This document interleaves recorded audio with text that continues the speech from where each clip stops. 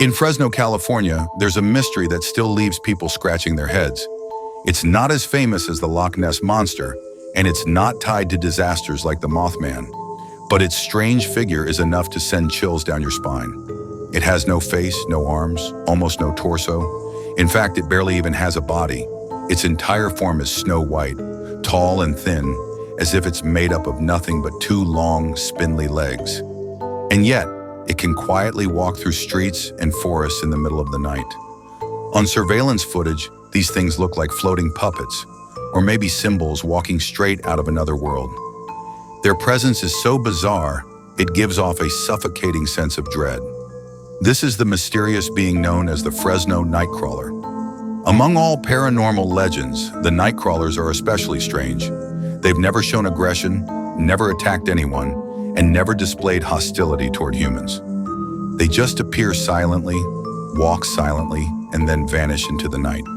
That's exactly why people fear them. It's not that they pose a direct threat, but because they feel so alien, like they simply don't belong in our world. The Nightcrawler first appeared in the late 1990s, when a Fresno resident accidentally caught one of these creatures on his surveillance camera. The footage may have been grainy, but the scene it revealed was unforgettable.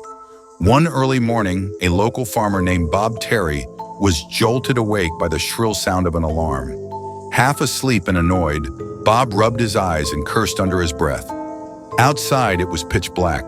The cornfields around his property were so dark you couldn't see your hand in front of your face. Bob threw on a coat, grabbed a flashlight, and headed to the control room to check the surveillance system. After looking things over, he found the alarm came from the southwest corner of the warehouse area. He pulled up the footage, hit play, and froze. His hand stiffened on the button, and even his breath caught in his throat. At 2:17 a.m., the feed looked normal at first, just the sound of wind rustling through the corn leaves. But then just a few seconds later, something strange slid out from the edge of the cornfield. And slid really is the only word for it, because its movement was nothing like a human walk. The figure was about 6 feet tall, its body thin as a dead branch. But what made Bob's blood run cold were its limbs. It had no arms, just two abnormally long legs taking up nearly 2/3 of its height. It didn't seem to have a head either, or maybe its head was fused with its body. There were no eyes, no nose, no mouth. Its upper body looked like a smooth white silhouette, barely visible even under the lights. On camera, this eerie figure slowly walked up to the warehouse door and stopped. It didn't try to push it open. It didn't steal anything. It just stood there upright, as if staring at the warehouse sign. Bob swallowed hard, his eyes locked on the screen. After about 30 seconds, the figure suddenly turned around and slid back into the cornfield. Within moments, it was gone. All that remained on screen was the rustling of the corn leaves, making Bob wonder if what he just saw was some kind of hallucination. But right before it disappeared, Bob noticed something that shook him even more. The figure's steps left no footprints on the ground. None at all. It was like a feather landing on dirt. Bob replayed the footage at least a dozen times, trying to find some kind of explanation. But no matter how carefully he looked, he couldn't match the figure to any known animal. And this wasn't because Bob was inexperienced. He'd lived on his farm his entire life. He'd seen mountain lions, coyotes, even wild turkeys during migration. But nothing like this. It wasn't any animal he knew, and it certainly wasn't human. The next morning, Bob copied the footage and showed it to the local police. Officers gathered around the screen, debating for ages. Some said it might be a prank, kids in costume pulling a stunt. Others suggested it was just camera distortion, creating a ghostly image. But Bob wasn't buying it. He'd lived there for decades. Nobody came out to this desolate place to pull pranks. And besides, the way that thing moved, that strange gliding stride, no human could ever do that. And let's not forget, it didn't have a head. So, the police finally gave in to Bob's request and sent officers out to the farm to investigate. After searching the area, the only thing they found were a few rabbit tracks in the dirt near the warehouse. There were no signs of human activity, no scraps of any so-called costumes that could have been used for a prank. That actually confirmed what Bob had been saying all along. There was no way someone would be pulling a prank in the middle of a deserted farm. With no evidence to go on, the police had no choice but to file the surveillance video away as an unsolved case. Bob, of course, was far from satisfied, but in the end, he could only convince himself that maybe he was just seeing things in the middle of the night. If the story ended there, then the Fresno Nightcrawler would have been nothing more than a tiny, insignificant case buried in a local police archive. But here's where it gets strange. 2 years later, in 1982, almost the exact same figure showed up again on another surveillance camera in Fresno's suburbs. This time, the witnesses were a young couple, Lena and Mark. They ran a small scrap yard just outside the city, and to protect it from theft, they had 4 security cameras installed around the property. And then, in the early morning hours of March 15, 1982, Lena got up to feed their baby. Out of habit, she glanced at the live surveillance feed on her phone. That's when she saw them. 2 tall, thin, eerie figures climbing over the wall on the east side of their yard. Lena was so shocked she almost dropped the baby bottle in her hands. She quickly woke Mark, and together they stared at the screen in disbelief. The 2 creatures on the monitor looked exactly like the bizarre figure Bob had seen on his farm years earlier. Around 6 feet tall, with long, thin legs and no visible head. What made it even more unsettling was that when the creatures dropped down into the yard, they didn't make a single sound. Their movements were slow, unnatural, more like sliding than walking. Once inside the yard, the 2 figures moved one behind the other, weaving silently through the piles of scrap as if they were searching for something. Mark immediately grabbed the phone to call the police, then snatched up a baseball bat and hid behind the curtain, keeping an eye on the yard outside. But by the time the police arrived, the creatures were gone. They hadn't gone out through the gate, and they hadn't climbed back over the wall either. It was as if they had simply vanished into thin air. The police combed through the entire scrapyard but came up empty-handed. The only trace they found were 2 faint circular markings in the dirt. Definitely not footprints, not from any human or known animal. The officers exchanged uneasy glances.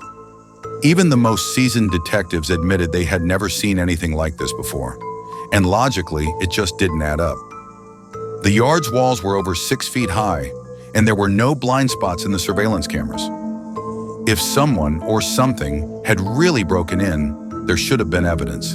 But these 2 eerie figures had disappeared without a trace, leaving behind only those 2 mysterious dots on the ground.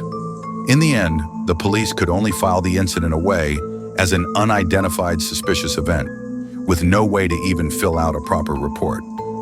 As the sheriff was leaving, he gave Mark a pat on the shoulder and said something that stuck with him. There are things out there that we just can't explain. But Mark knew in his heart that what he saw that night wasn't a hallucination. Determined to find answers, he uploaded the footage from that night to a local community forum, hoping someone could explain what these creatures were. To his surprise, within just a few days, the post blew up. Hundreds of replies poured in, and more than a dozen people claimed they had seen similar, long-legged, faceless figures in Fresno and the surrounding areas. One retired teacher even shared his story. Back in the 1960s, while working a night shift at a rural school near Fresno, he had seen a strange figure lurking at the edge of the playground. At the time, he dismissed it as a trick of his overtired mind. But after seeing Mark's video, he finally realized what he saw back then wasn't an illusion at all. Piece by piece, these scattered reports started to form a picture of the Fresno Nightcrawler. They usually appear late at night. They're drawn to remote places, farms, scrapyards, and desolate areas. Witnesses described them as standing between 5.5 and 6 feet tall, with long, thin legs, no clear head, and no facial features.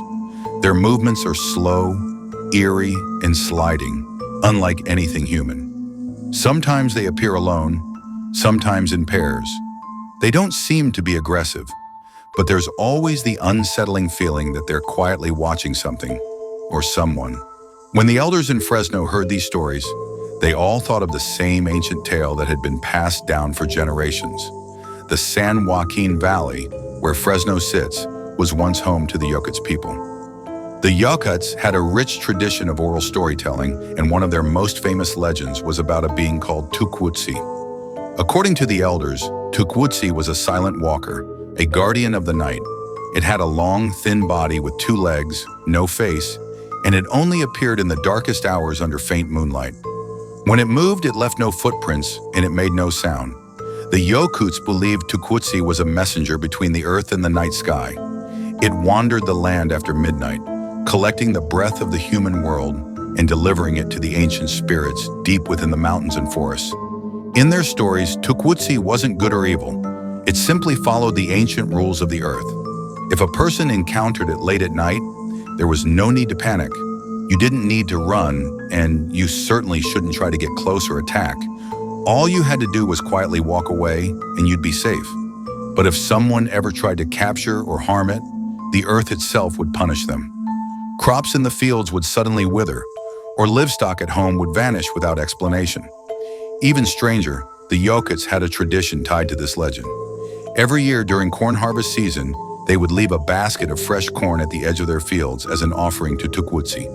The elders said this would ensure a good harvest the following year and keep Tukwutsi from wandering into their homes. And Bob's farm? It just so happened that he mainly grew corn. The night he saw the creature was right when his fields were close to harvest.